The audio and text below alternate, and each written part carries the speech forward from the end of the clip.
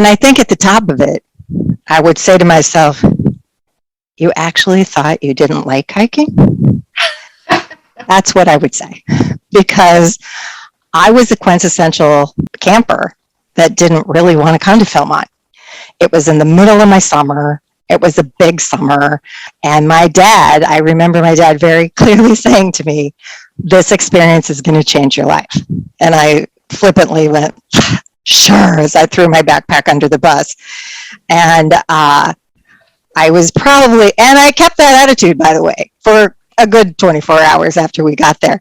And I can remember being at Cathedral Rock and looking up at the stars and thinking to myself, man, I hate when my dad is right. And I knew that this place would change my life. Holly, what took you to Philmont the first time? Well, for me, that's an easy question because it's a story that's been told by my mom many times. And it all goes to her. All the credit goes to her, because as soon as in whatever time in the 70s, I guess, women could go in the backcountry and go on treks and be rangers, she was a woman with a mission. And she was adamant that she was going to sign me up for Girl Scouts. She was going to be a Girl Scout leader, and she was going to basically groom us, me and all the other Girl Scouts, whoever was in, to go to Philmont when we were old enough. And she absolutely did that. I mean, it was a years-long process. We all knew we were going by the time we were old enough, and we were, super, super eager. And it had really been built up, but even given that, it exceeded our expectations. We were just, you could have knocked us over. We just liked every single part of our trek. 2 treks. We went on 2 treks, 2 12-day treks. And then actually the next year I was on staff, and my mom and my dad, who also went on these treks, because we were an Explorer post then, which is the version of co-ed scouting that existed at the time. So my dad and my mom were advisors on the trek. Well, I never really considered not going. Like, it always just seemed like just eventually I would go to Philmont, or I would work at Philmont, because everyone in my family had, like, my brother, my cousins, my aunts, my uncles, my grandparents, both sides of my family. Everyone had like gone or done something at Philmont. And so it was just kind of automatic that I was going to also participate in this like family tradition.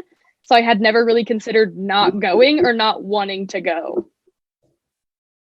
It was just kind of in the cards for me. It was just a matter of when. I did have a little bit more uncertainty about working there. My brothers chose to work there, the other one didn't. So I wouldn't say I felt pressured to. Since one of my brothers had and the other one hadn't, I felt a lot of, I don't know, I could go either way. And just after growing up, hearing from everyone in my family, some people who have become family because of Philmont for other reasons, it was going to be the best option for me. I first went to Philmont as a Chico when I was, about 8 or 10 or so, and my dad was at the Philmont Training Center. Philmont's a bit of a family affair, so you're going to hear the family history too. My brother was a ranger, went on Rayado. My dad was an advisor on multiple crews. My dad actually went out when he was 13, and as he likes to tell, he went out and had some old wool sweaters in his backpack, and just a skinny kid from Massachusetts that fell in love with Philmont. And so my brother, who's 8 years older, also started falling in love with Philmont, going out as a crew participant, going out as a ranger, and him and my dad would talk about it all the time. And my brother is 8 years older than me. So, when he was about 18 and I was about 10, I just thought that I was sick of it. And so for a very long time, a young Lauren called Philmont Buttmont, which was the biggest insult I could think of. And so Philmont is fondly known as Buttmont in our house, because then once we went out to the training center, I fell in love with Philmont, joined a venture crew in high school, and found a crew that had a female advisor, and myself and my 2 best girlfriends, we went out on a regular 12-day trek. It was actually a Anasazi IDub itinerary, which is funny now, the lamest itinerary, and we had the best time. how about you? Who and what? I can't. Your How do you guys decision. know all about Philmont? So prior to working out there, I actually went on Trek in 2013 and then Rayado in 2014.